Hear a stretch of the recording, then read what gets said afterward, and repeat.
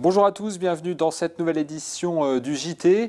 Ce week-end, Saint-Égonnec accueille la 4e édition du festival Bouche à Oreille, musique, cirque, art de la rue. On découvre la programmation dans un instant avec Michel Autret de l'association Pensée Zone Heureuse. Tout de suite, l'actualité de ce jeudi 13 septembre dans le Finistère.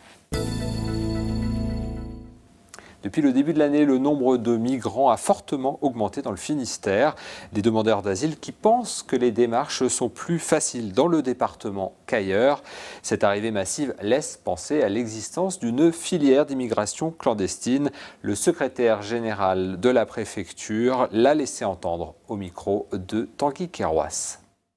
Nous traitons les personnes de la même manière à Brest, à Quimper, dans le reste de la Bretagne ou dans le reste de la France. Nous sommes des fonctionnaires, nous appliquons la loi. Ce que nous avons observé, ce que nous entendons dans les récits qui nous sont faits, c'est que les gens payent pour venir et que très souvent, au départ de leur parcours, on leur indique la ville d'arrivée. C'est un peu troublant pour nous. Et donc nous surveillons ça avec beaucoup d'attention. Il faut une enquête à la fois policière et judiciaire. Ce que je peux vous dire, c'est que nous avons une attention très particulière à cet aspect de la question. Mais je me dois de vous dire aussi que notre première préoccupation, c'est celle des hommes et des femmes qui sont pris dans cet engrenage. Et en dépit de tout ce qu'on peut dire ou de tout ce qu'on peut penser, nous avons une attention particulière. Tara, le voilier d'exploration scientifique, est arrivé dans le port de Roscoff ce jeudi pour 2 jours d'escale. Après un tour du monde pendant 3 ans, l'équipage de la goélette continue à analyser les échantillons prélevés lors de l'expédition. Pauline Ferco s'est rendue à bord. Il y a 23 ans, le navigateur Jean-Louis Etienne mettait à l'eau Antarctica, un bateau conçu pour s'enfermer au milieu des glaces. Désormais, il s'appelle Tara et fait escale à Roscoff après 2 ans et demi d'expédition scientifique autour du monde. Le but était de prélever du plancton aux 4 coins de la planète. Et à bord, le goût de l'aventure semble être le point commun entre les membres d'équipage et les chercheurs. Qu'est-ce qui m'a plu? Bon, c'est principalement les rencontres, les gens travaillent avec des scientifiques qui viennent du monde entier, qui expliquent un petit peu, qui permettent de mieux comprendre le monde dans lequel on travaille. Alors nous, en tant qu'océanographe biologique ou biologiste marin, on part assez régulièrement en campagne de prélèvement, mais sur des gros bateaux de recherche. Et donc c'est vrai que l'expédition Tara Océan, sur un petit bateau finalement, c'est quelque chose d'assez inhabituel. Donc c'est vrai que ça a été une aventure scientifique, humaine, très enrichissante en tout cas. Cet hiver, Tara sera en stand-by à Paris afin d'expliquer au grand public le but de ses expéditions. Mais dès le 15 mai prochain, l'aventure reprendra son cours, direction l'Arctique. Chaque année, le Multison pose ses enceintes dans le Finistère et lâche son flot de décibels. Des milliers de teufeurs participent à ce grand rendez-vous de musique techno. Il faut donc trouver un espace vaste et sécurisé. À 15 jours de l'événement, les organisateurs cherchent toujours le site idéal et la préfecture a ses exigences. Explication avec Tanguy Kerouas. Un multison aura-t-il lieu le dernier week-end de septembre? Pour l'instant, rien n'est moins sûr. L'an passé, ils étaient 8000 rassemblés à Riec-sur-Belon pour le plus grand rassemblement de sound system du département.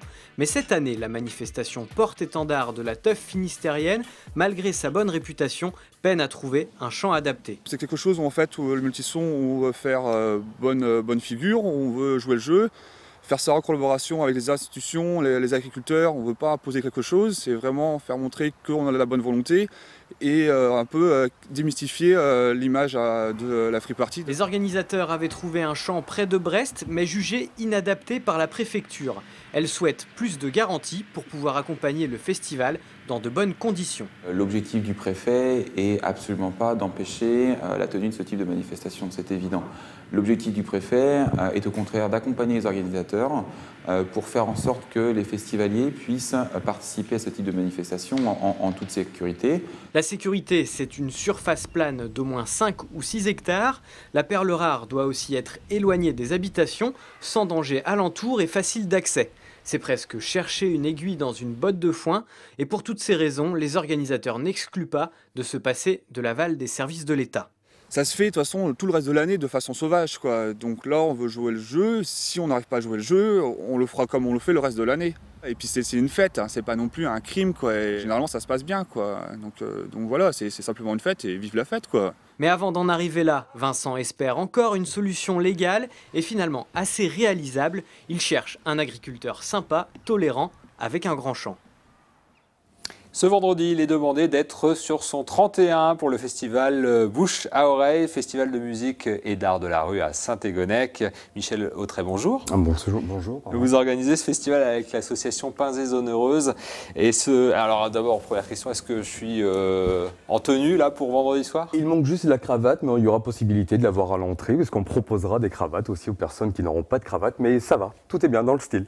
Peut-être faut expliquer aussi pourquoi vous demandez une tenue correcte.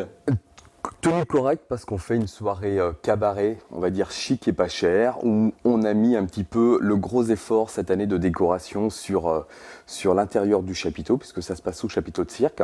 Et on demande en retour, puisque nos invités seront accueillis peut-être qui sait sur un tapis rouge, de faire un effort, de jouer le jeu comme nous et de faire un effort vestimentaire. Alors Michel, souvent on pense cabaret, on est installé, on regarde un spectacle.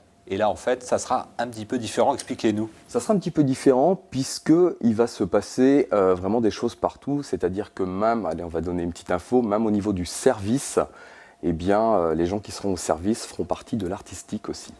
Alors, j'ai noté quelques-uns des artistes que vous avez invités pour ce cabaret. Tout pour la gagne, une de plus, Cirque Chrome, Circo détourné. Il y aura vraiment du cirque? Il y aura vraiment du cirque, on ne va pas tout dévoiler, et il y aura même des surprises, puisque ce festival est aussi l'occasion d'avoir des résidences, entre autres la résidence de Circo détourné, qui va proposer demain une première représentation publique de son futur spectacle. C'est du fil, ça se passera à l'extérieur, avant le repas, et c'est à découvrir à partir de demain. C'est un cadeau qu'ils vous font là. C'est vraiment un cadeau, oui. Ouais. Ça veut dire que les artistes ont pris déjà Bouche à Oreille comme un festival de référence. Ils sont heureux de venir vous voir à Saint-Égonnec. Ça fait que 4 ans, mais effectivement, je pense que la sauce, elle a pris et les artistes sont contents de venir, de revenir et de présenter des nouveautés et d'essayer des nouveautés chez nous. Michel, souvent on pense festival, grande scène, espace ouvert. Là, c'est un chapiteau, vous l'avez dit. Et en plus, vous avez un lieu auquel vous voulez donner une identité, hein, c'est ça? Il y a vraiment, on pénétrera dans un univers. C'est pour ça aussi que vous demandez à ce qu'on soit bien habillé. Voilà, tout à fait. Alors, il y a le samedi aussi. Le samedi, alors là, la programmation est beaucoup plus musicale, peut-être moins circassienne? Moins circassienne, malgré la présence en début de soirée de Macadam Cannibal, qui présentera un de ses spectacles. Et après Macadam Cannibal, eh bien, on part sur de la musique avec Pavam Takim, qui sera en première partie. On va peut-être d'ailleurs les découvrir tout de suite. Un petit extrait musical, allez.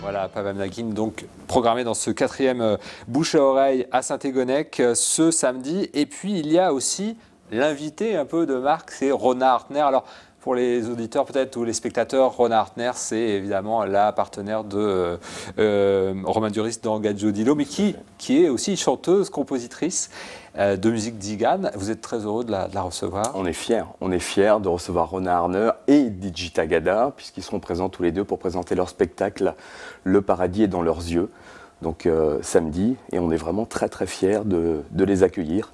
Voilà, une programmation très complète. Merci beaucoup, Michel Autrey, d'être venu nous présenter cette 4e édition du festival. Donc, Bouche à oreille, c'est à Saint-Égonec. Et si on veut réserver pour ce vendredi, il y a un numéro de téléphone qu'il faut retenir.